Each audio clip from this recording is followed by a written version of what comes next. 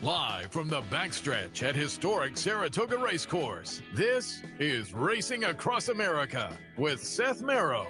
Racing Across America is brought to you by Pinnell's Restaurant, a Saratoga tradition since 1922. 284 Jefferson Street, Saratoga, just minutes from the track. And the Clubhouse Racebook, 711 Central Avenue, Albany. When you can't make it to the track, make it to the Clubhouse Racebook.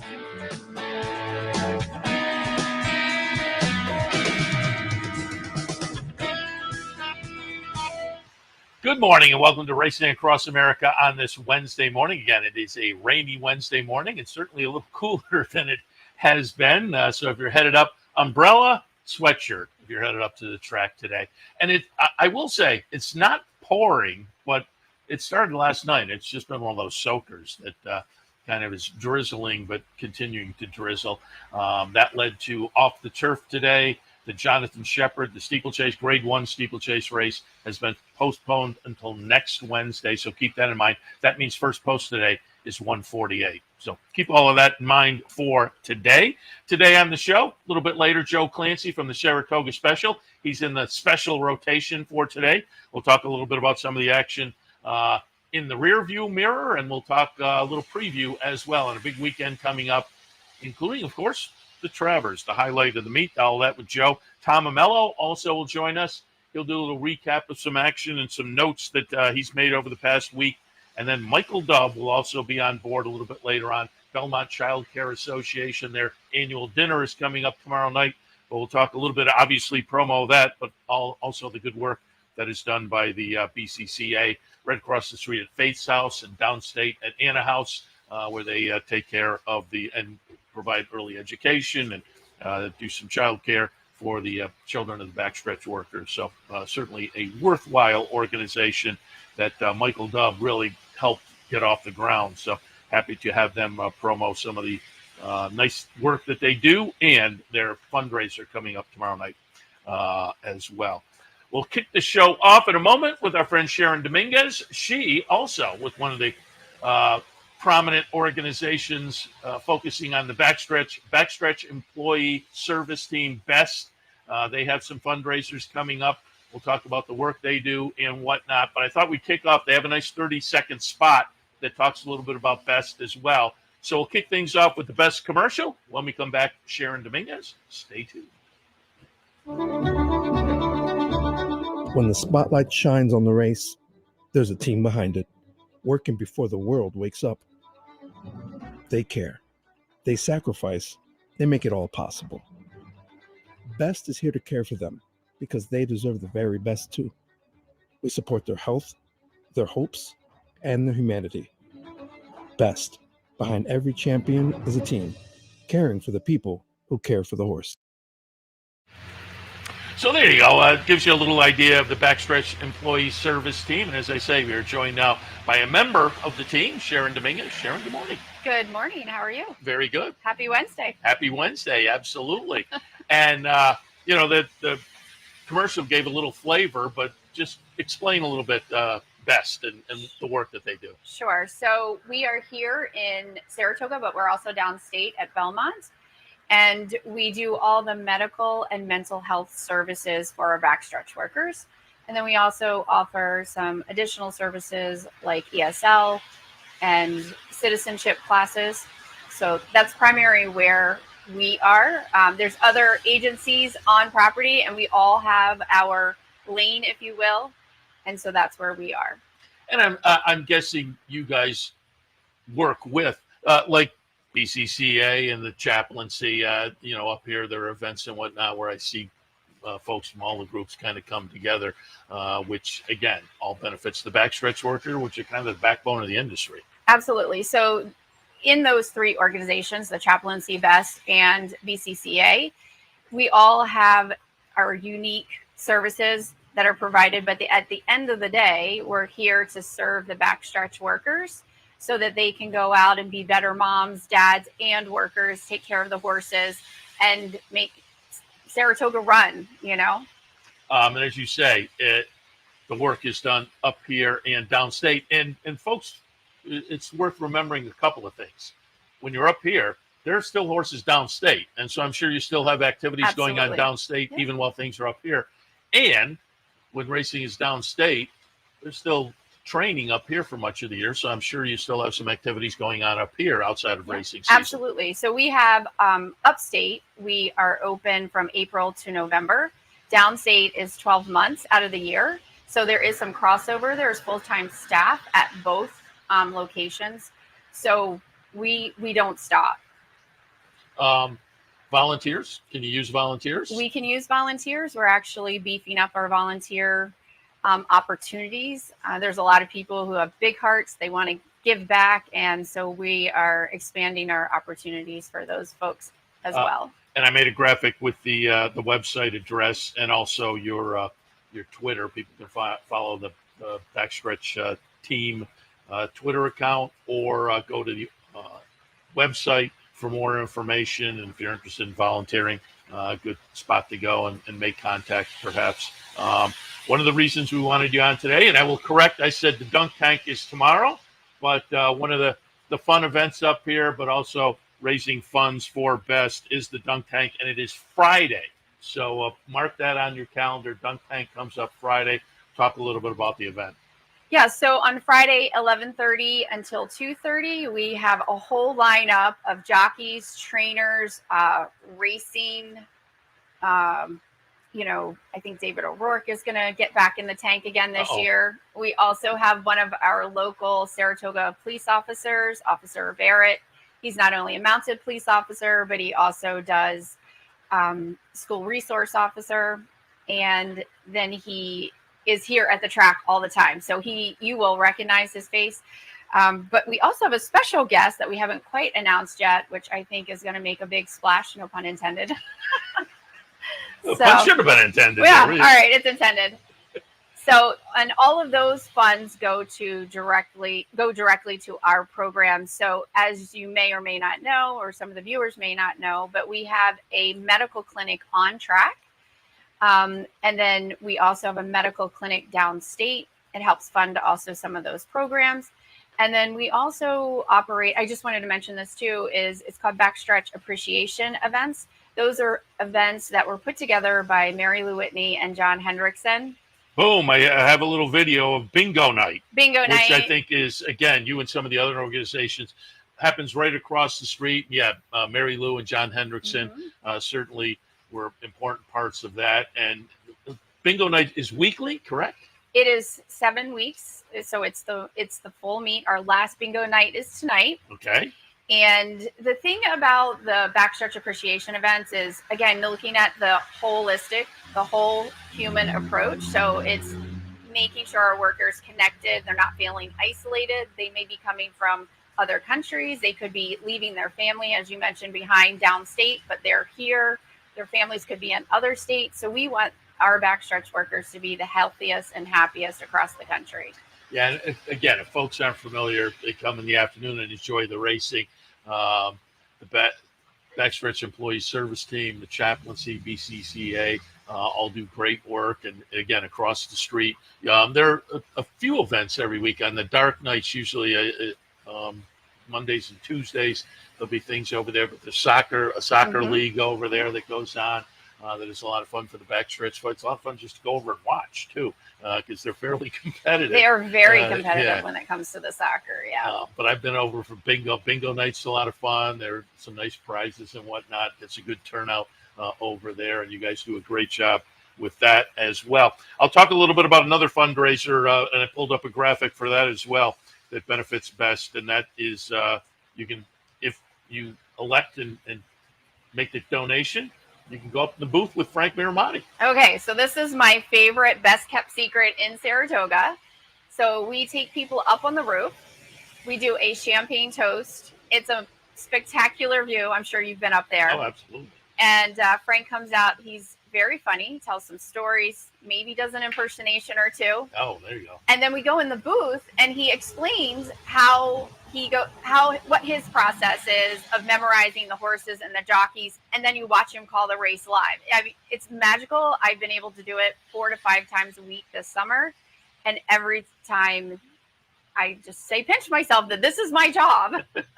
Yeah, Frank's great. I will vouch for that. I've known Frank for quite a while now. If you can get him to do some impersonations, he's dead on. Little Marv Alper, he is dead on with those.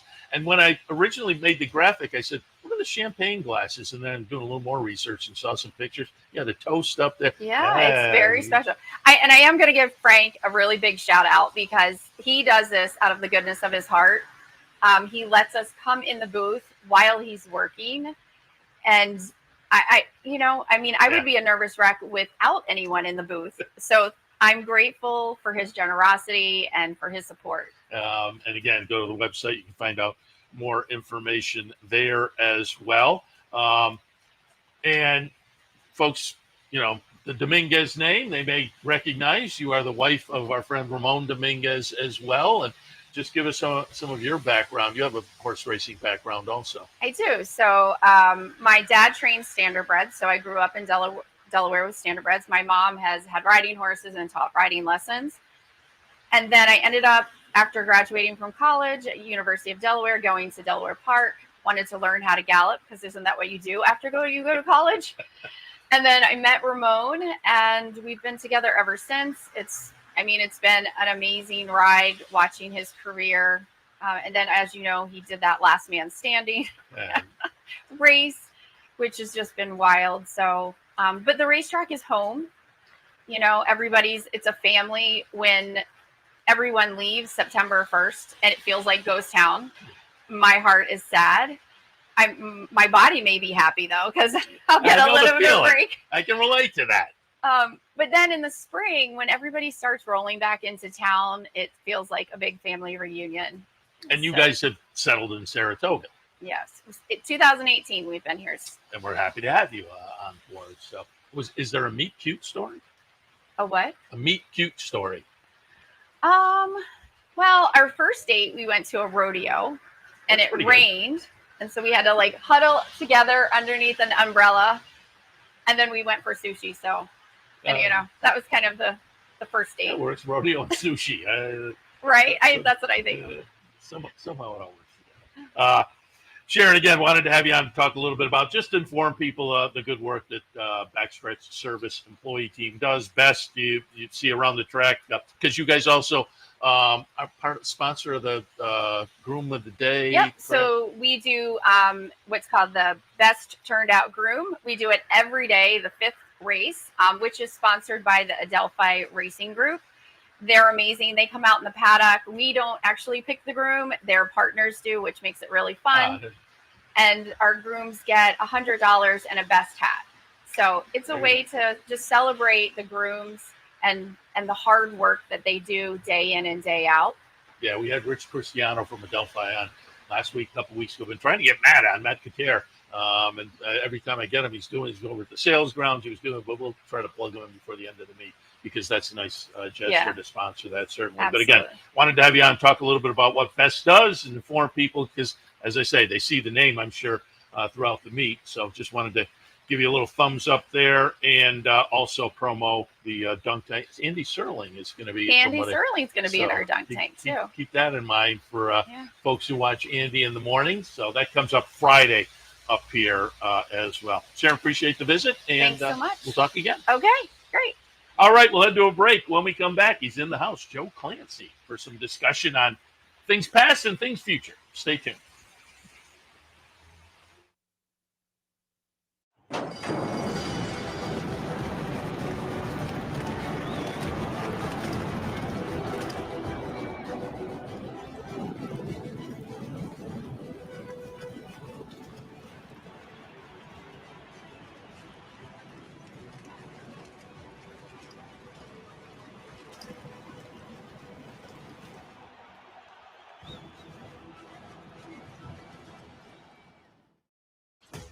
Sometimes it pays to go with the flow, to check your worries at the door, to reconnect with your crew, to follow the thrills and the flavor, to roll with it and see where it takes you, to enjoy every minute to its fullest, and to dance like there's no tomorrow. You can do that here at Rivers Casino and Resort Schenectady, where the good times flow. For centuries, the bond between horse and human has been forged in trust and hands-on care. Thoroughbred racing is combining that tradition with cutting-edge technology to raise our standards even higher. New investments in wearable biometrics, advanced imaging, and AI help optimize our safety programs. That opening quarter mile was a quick one. Every day, a commitment to improving their care. So win or lose, it's safety that runs first. To learn more, visit safetyrunsfirst.com.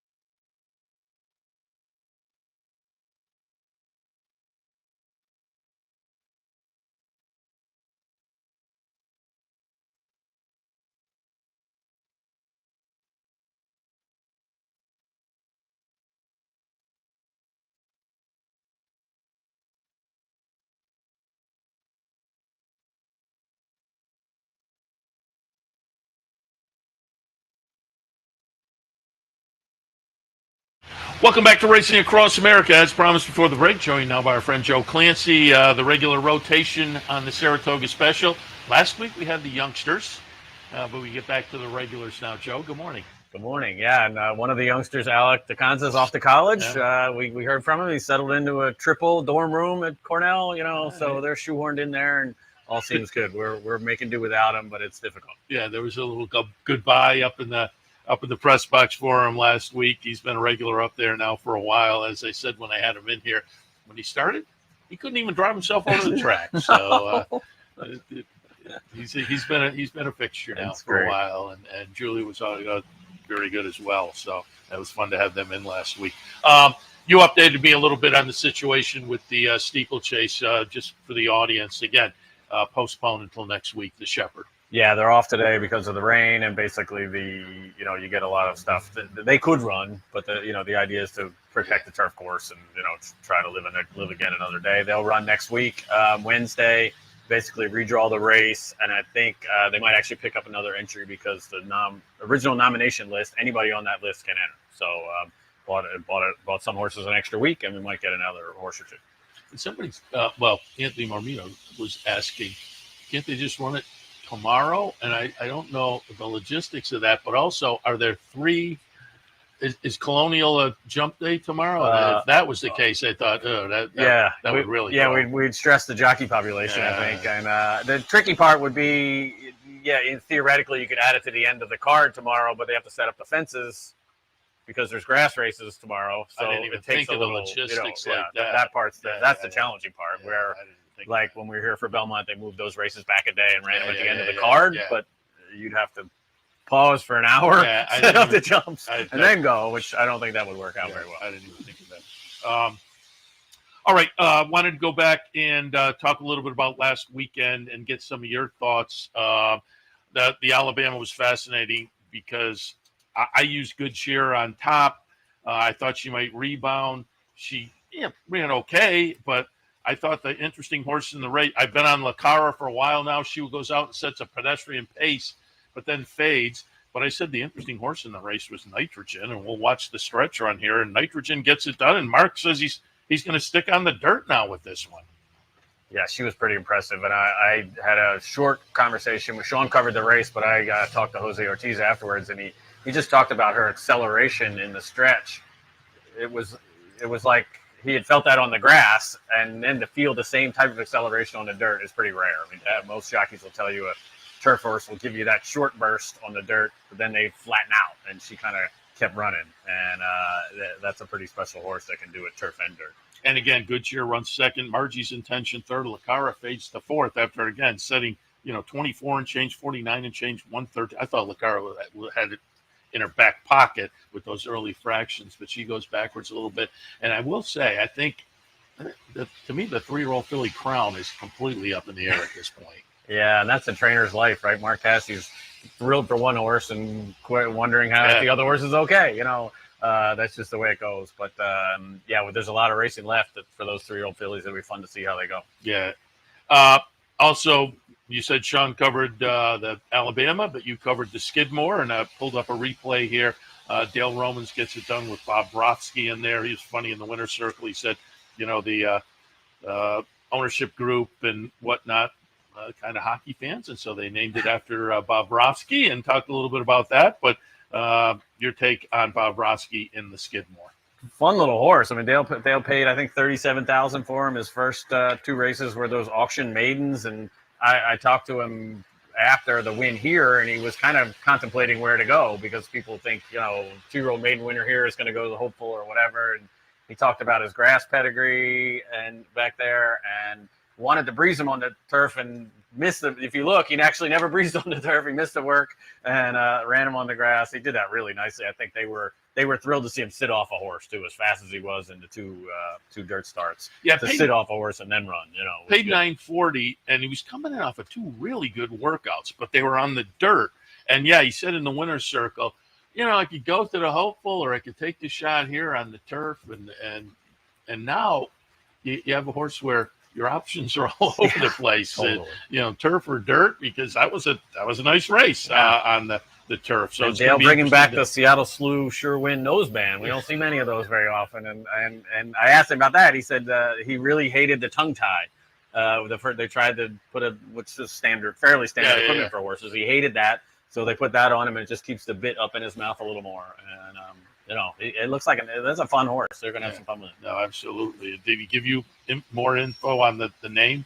Oh, yeah. I mean, I don't think any of them were hockey fans. They started going to the games in Florida because of Vinny Viola's connection. And now that the horse looks like he's okay, they need to get Bob Brodsky himself out here. Man. Yeah. I'm still mad at the Flyers for trading Bob Brodsky, but that's another story. I left my hockey fan days back after my 2 years at RPI. And, he pretty much had to be a fan there because that was all that had going on. And then a couple of years after I left, they actually won the championship. But then I graduated from Syracuse, so I easily shifted over to college basketball. Definitely. So I can't say I'm a huge hockey fan, but it's fun to hear Dale talk a little bit about that. Also, wanted to get your thoughts because I've talked to everybody over the last couple of days who's been in here on It's Our Time, the Tommy Amos runner, who just being off the scratch.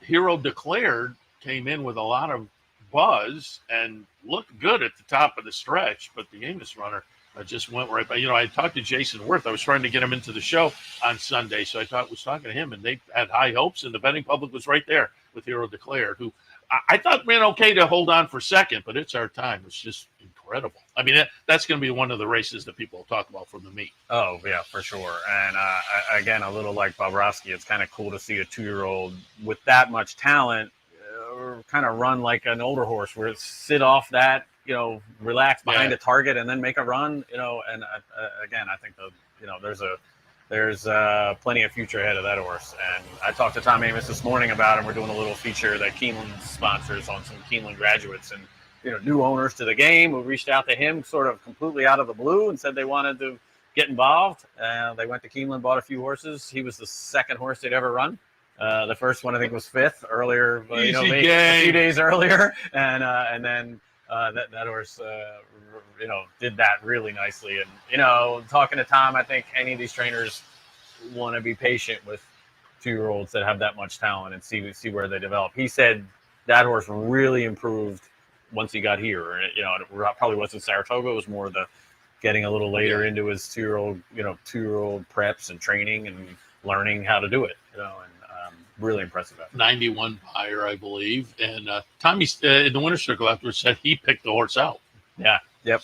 Which must be fun, I think. To then see it turn out, because you don't know. There are 4,000 some yearlings at Keeneland, and Bobrovsky was there at 37,000, and that horse was there at 400 and something, and other ones were there at other money. It's really fun. Yeah. The owners being new to the game, like I say, easy game. How it all plays out, but they have a nice one, no question about it.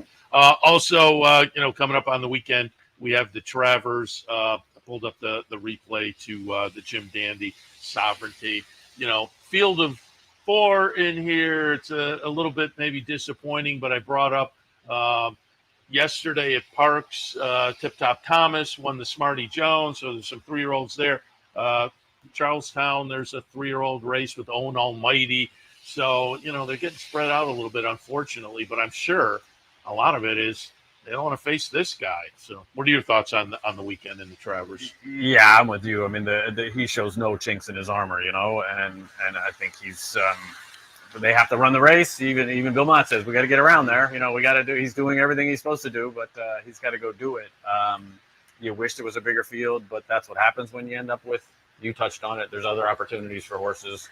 A horse that good, as good as journalism is, he would scare people away if Sovereignty wasn't here. So if Sovereignty shows up, who's beating him, it's going to make some people do other things. Magnitude's interesting. I don't know. Two solid triple digits coming in. Winner and start with a 108 and the Iowa Derby with a 105. So he's legit.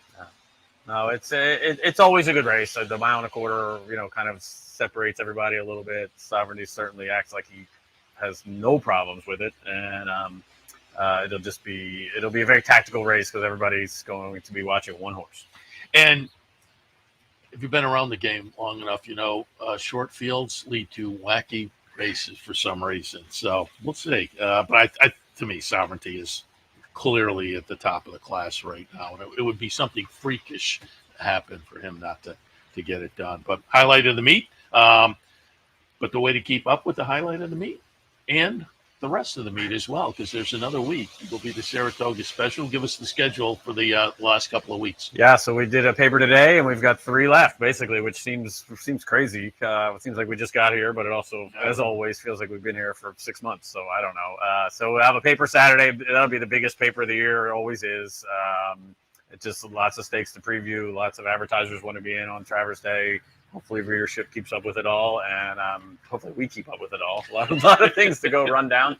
And then we'll be back next week for a Wednesday covering this weekend, and then a final Saturday paper to kind of get everybody through the last weekend of the meet.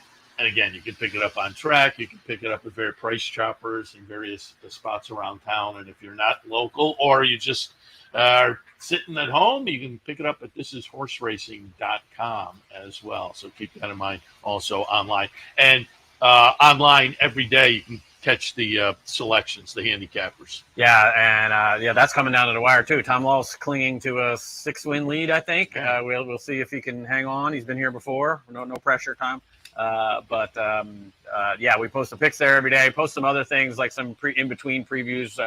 The paper we have out today has Wednesday and Thursday previews. The Friday preview will be on the website. There's a readers club that adds some other bonus content too. So plenty of things to sign up for. Yeah, and Stable Tour is always a lot of fun. Today's edition, I saw, I pulled it up online when I sat down, Mike Trombetta today. Yeah, he's having a great meet. I had him in the other day. Yeah, for a relatively small. There's a few out there that are kind of fun. Obviously, the top 6 or 7 are obviously the big names, but it's fun to see some barns having good meets on day. No question about it.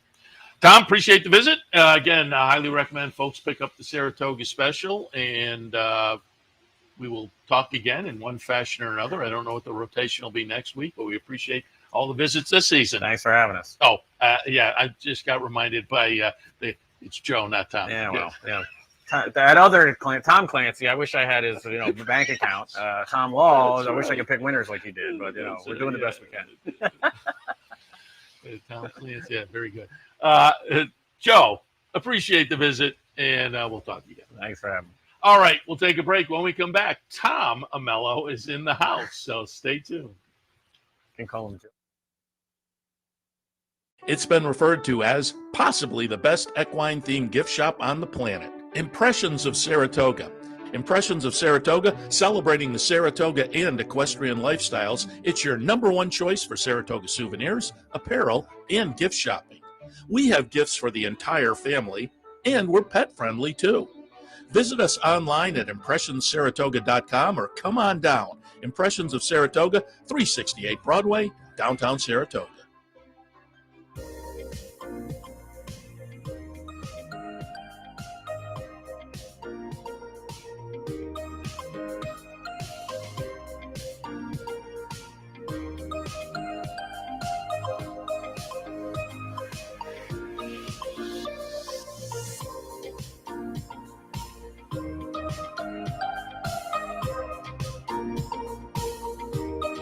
Why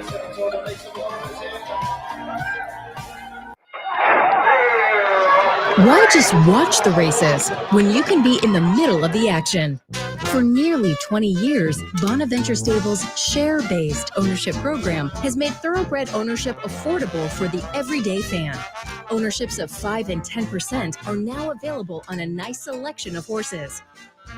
As a partial owner with Bonaventure Stables, you'll enjoy all the benefits afforded every owner. Visit with your horse in the private stable area. Greet the trainers and jockeys in the paddock. And when your horse wins, savor the moment in the winner's circle at Saratoga, Belmont, Aqueduct, or wherever you bring home the prize. Based in historic Saratoga Springs, Bonaventure Stables has been training winners and creating memories since 2005. Learn more, see available horses, and meet our team at bonaventurestables.com.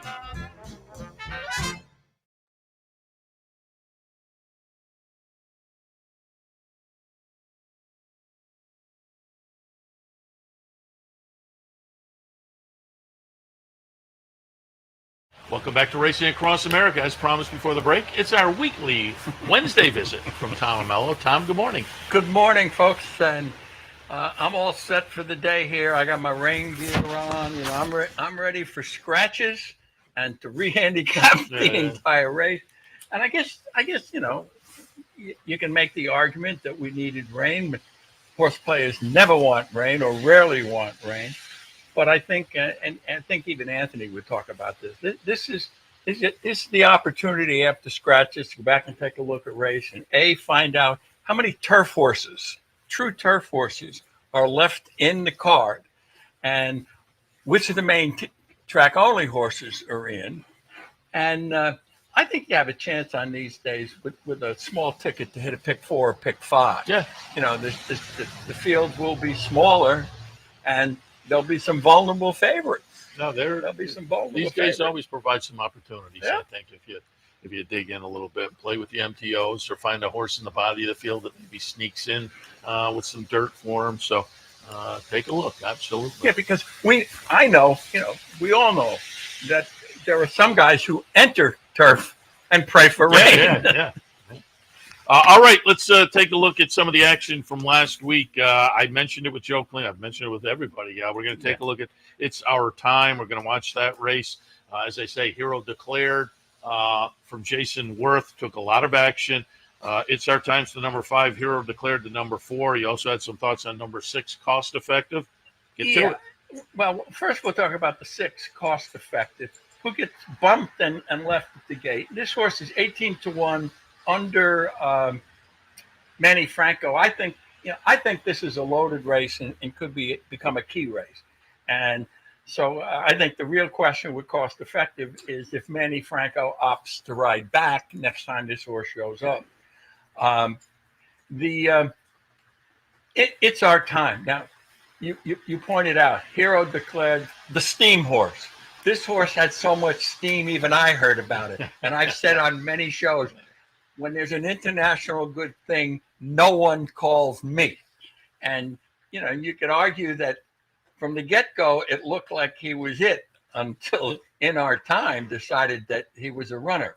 And, you know, they knew about In Our Time because he was only 5-1 here. I don't mean only 5-1. You know, you had a 3-4 horse, and so everybody else in the field would be a higher price. But he runs out of the picture here, and, you know, extremely impressive. And Joe said everything before that anybody would say. Okay, he lights it up, and so now your question is, my God, how do we not screw him up? How do we not run him back too quickly or you know, run him higher? Another horse in that race, Supreme Good.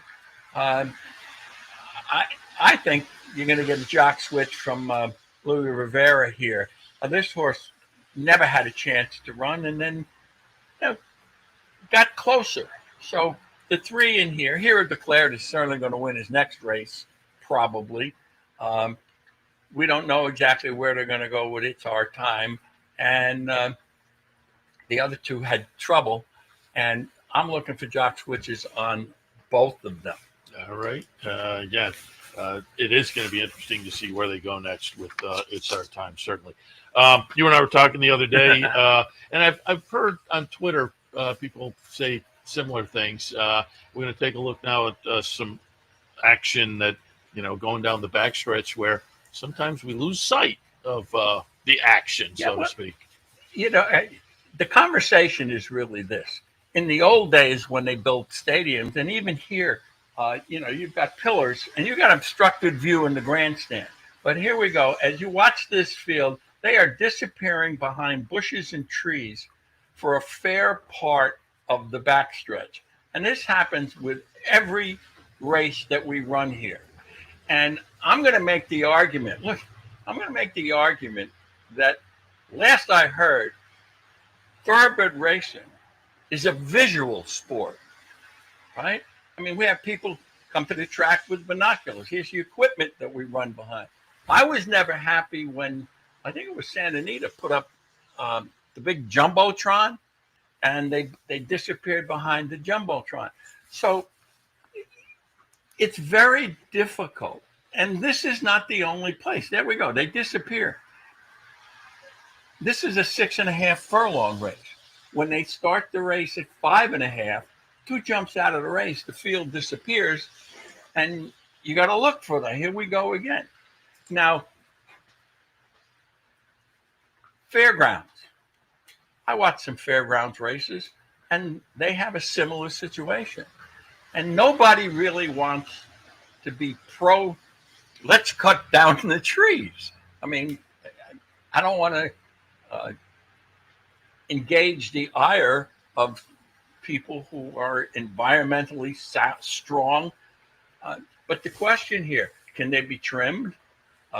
Is there a point in time when you cut? Or do we move the cameras? Do we go at some point? Or you see the wire camera. There's the wire camera, and so that could be an option. We're going to see that in the next race. And I tell you, I'm a fan of the overhead drone shot. Yeah, I've always liked the overhead shot because it gives you a chance to see what is happening to each horse in the path they're in relative to the entire herd. And I think that's a really good picture for trip handicapping and so on. So, we watched this race solely to bring up the issue of, is it time to consider what we're going to do about the obstructed views that happen in every race that starts or gets to the backstretch? And that's that. Yeah, no, interesting. And you also had some thoughts of Bolton Landing. Yes. I had Sci-Fair on top, as did most everybody, but I had Snowface Princess right underneath. And so when it came up, the price. Oh, there you go. Here's 5.5 furlong on the turf, and this is that drone. Yeah, the wire camera. And so it's an unobstructed view, and this is a great race. But the real point here is Sci-Fair delivers a winning effort. But right now he's in the vice between two horses. This is a maiden breaker who was pretty much free running last out, and she is getting pressure that you hadn't felt before. Now the winner, the 3, is right behind this duel and is going to tip out. And Sci-Fair runs as good as you could have wanted as a favorite, but he's going to get beat here. And I think what cost him the race was being in pressure throughout.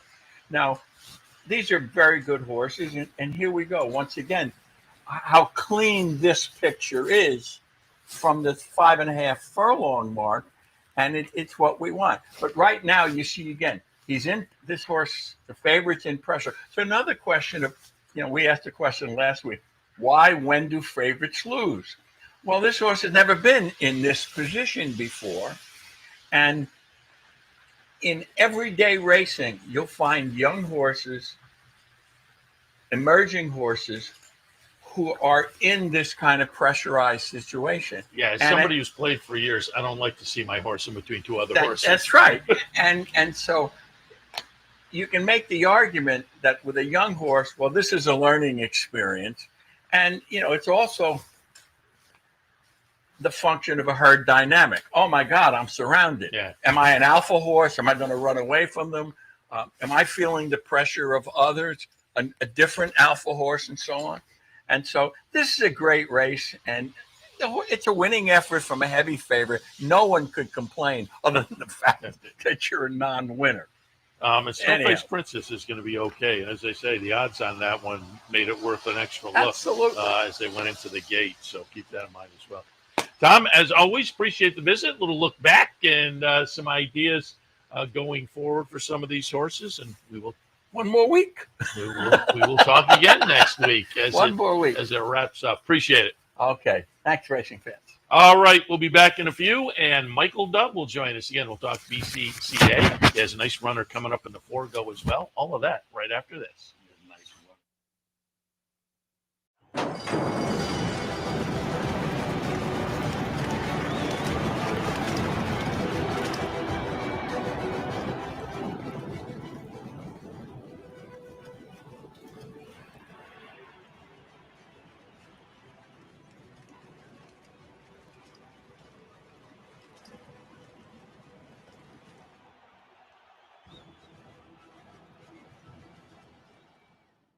Haven't signed up for a Capital OTB account yet? Now's the time to take advantage of the sign-up bonus. Open up a new account with $200 or more, bet $400 by the end of the month, and receive a bonus $200 into your account. Plus, you can take advantage of everything an OTB account has to offer. Wagering from any device, live streaming, racing info, past performances, online promotions, and more. Sign up today and take advantage of the new account bonus. Details at capitalotb.com.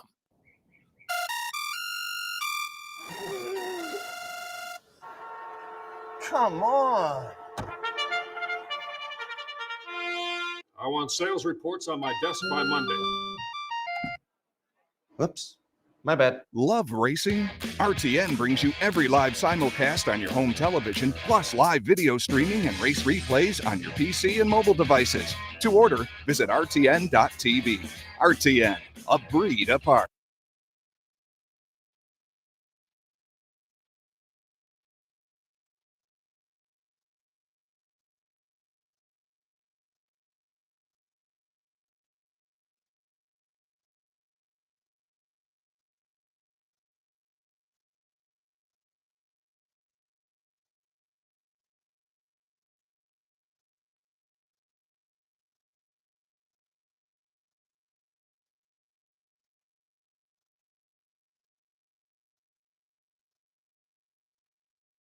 Welcome back to Racing Across America. Again, on a wet and a little bit cool Wednesday morning. Again, the steeplechase today was postponed until next week to Jonathan Shepard. So don't forget, post time is now at 1:48. We start with race number 2 today, and they're off the turf.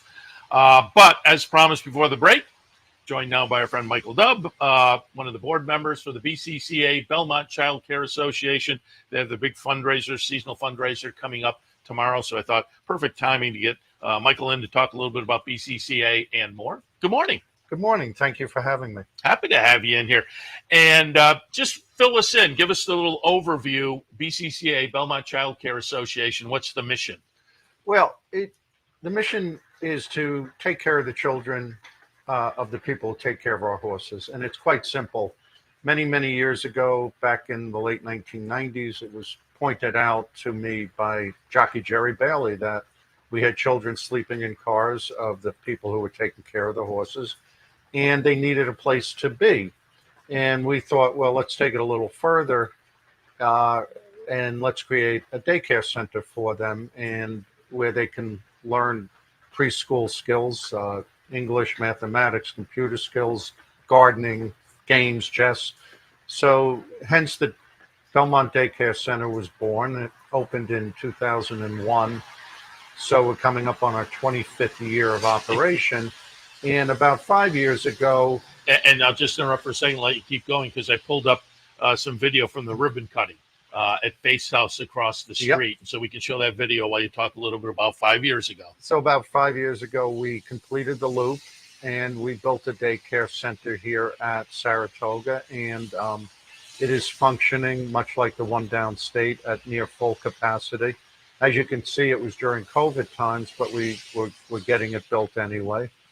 And it's a treasure, just people working back here knowing that their children are in a safe, nurturing, good spot, and a real asset to the parents of these children.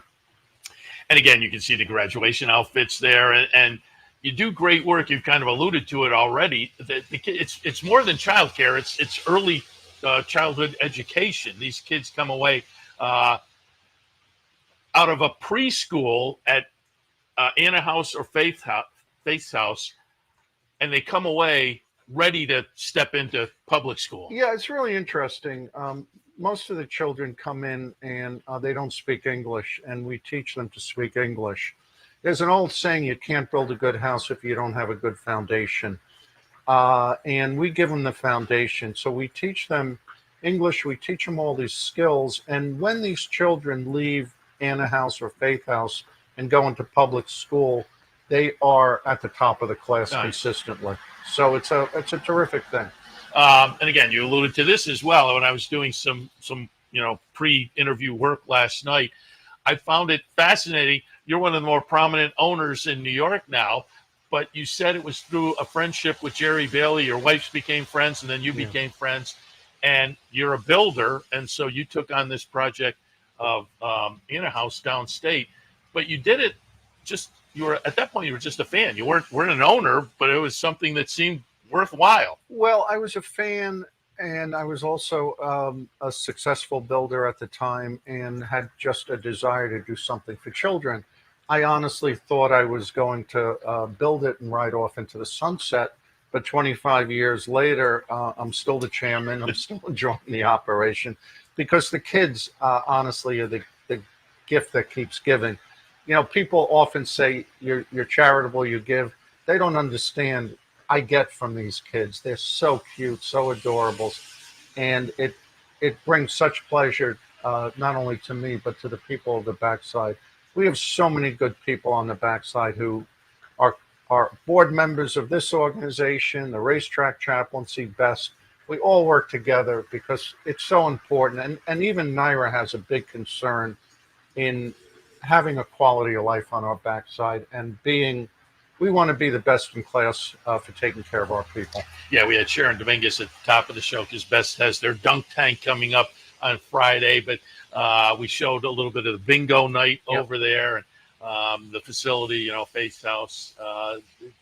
The Backstretch people are kind of the backbone of the industry and really deserve all the attention they get up here. I said it's a lot of fun on dark days. If you go over, you can watch the soccer games, which are very competitive, and there's the bingo night and whatnot also.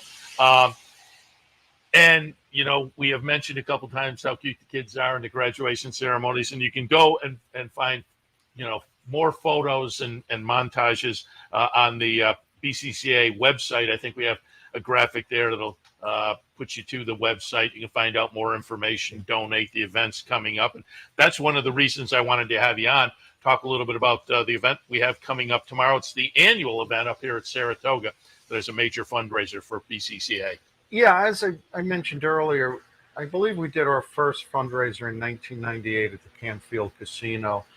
And we've done fundraisers out at Saratoga National previously, at the Gideon Putnam. Currently, we're doing it at the Universal Preservation Hall, which is right in downtown, which makes it easy because no car needed to get there. And we do the cocktail hour at the Adelphi Hotel, which is right next door. So people have their cocktail hours, they go right next door. Our staff, headed by Joanne Adams and Rachel Battle, puts together a phenomenal program every year. It's almost like going to a Broadway show over there. It's breathtaking. And so it's a bit of dinner and a show. And it's really well thought out. It is our major fundraiser. And we are, people contribute. So Andy Serling will be the celebrity MC Maggie Wolfendale and Tom Morley act as our celebrity auctioneers, and they do a great job of separating people from their money. Our honorees are Eclipse Thoroughbreds and Herb and Ellen Molis.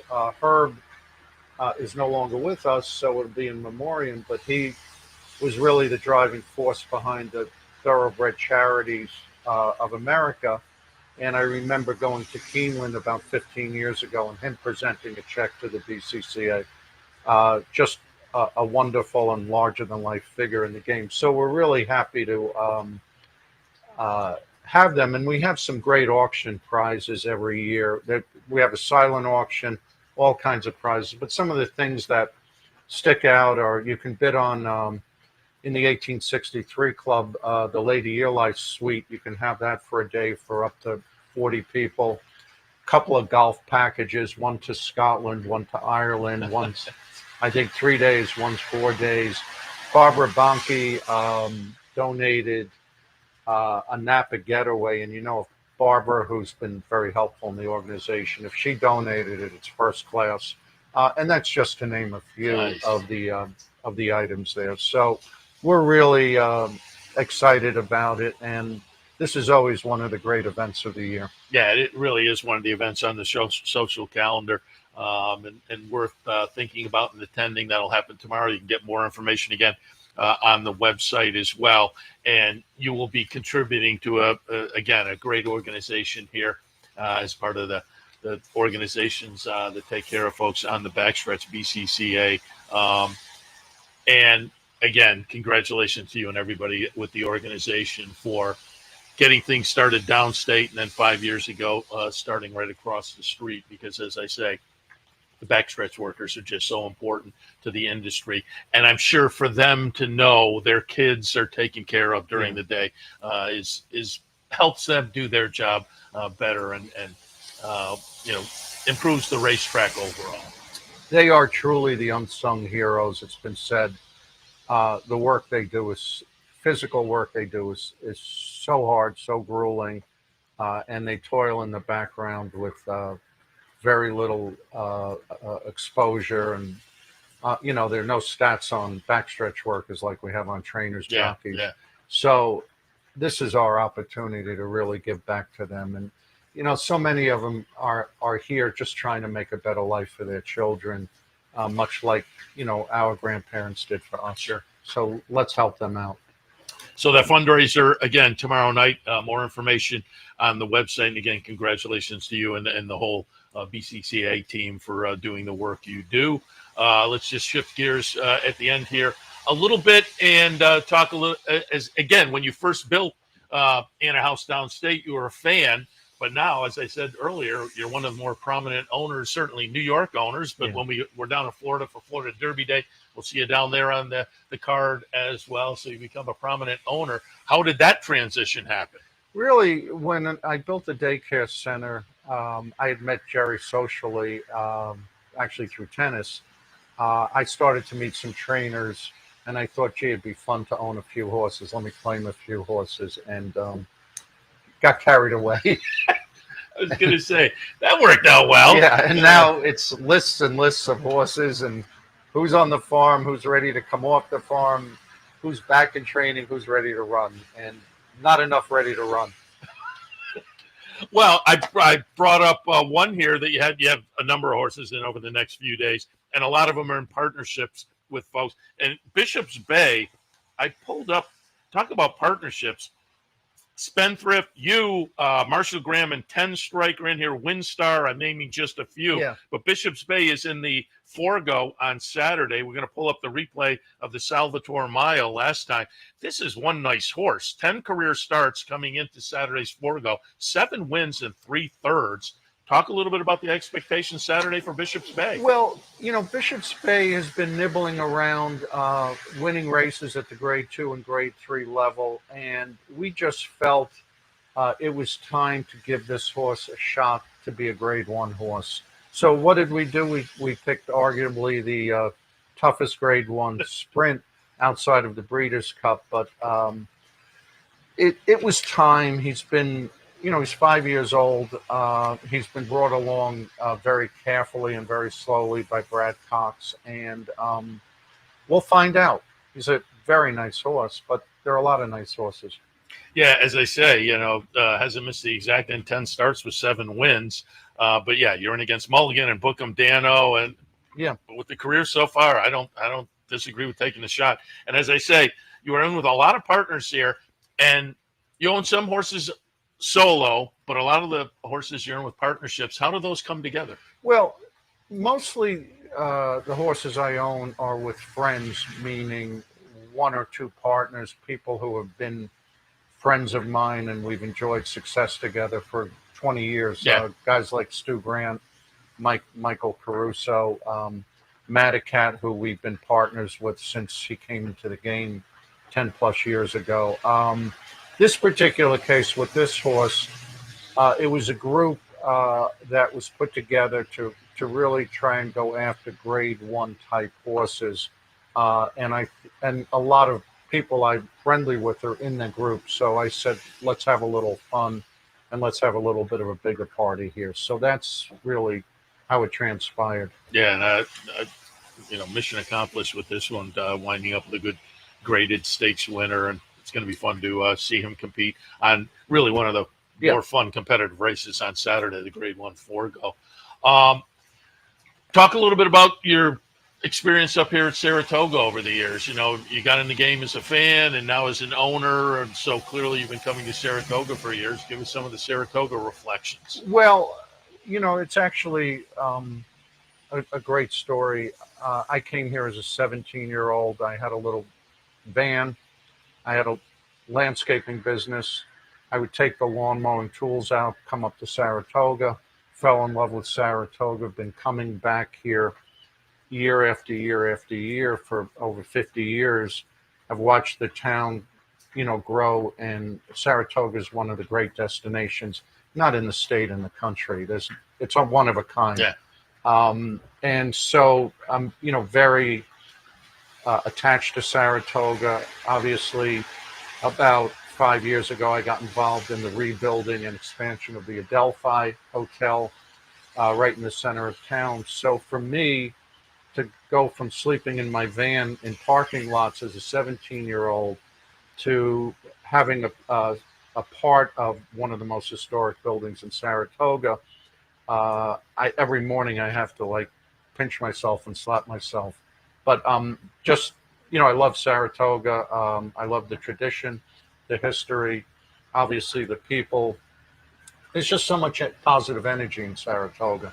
I've never seen anything like it. You can go to a lot of places, but the key to Saratoga is positive energy. Yeah. You just walk out in the streets and you feel it. It's so much fun to be downtown at a restaurant and have the people at the table next to you talk about the double they hit today, what they're going to play tomorrow. Yeah. It's just if you're a horse racing fan, there really is nothing like it.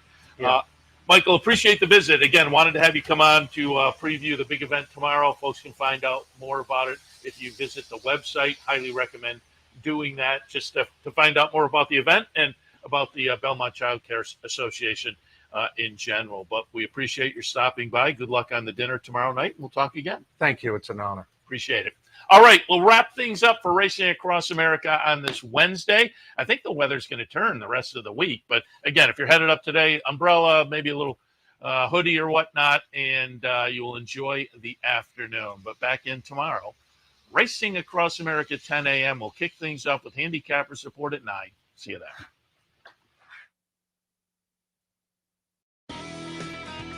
You've been watching Racing Across America.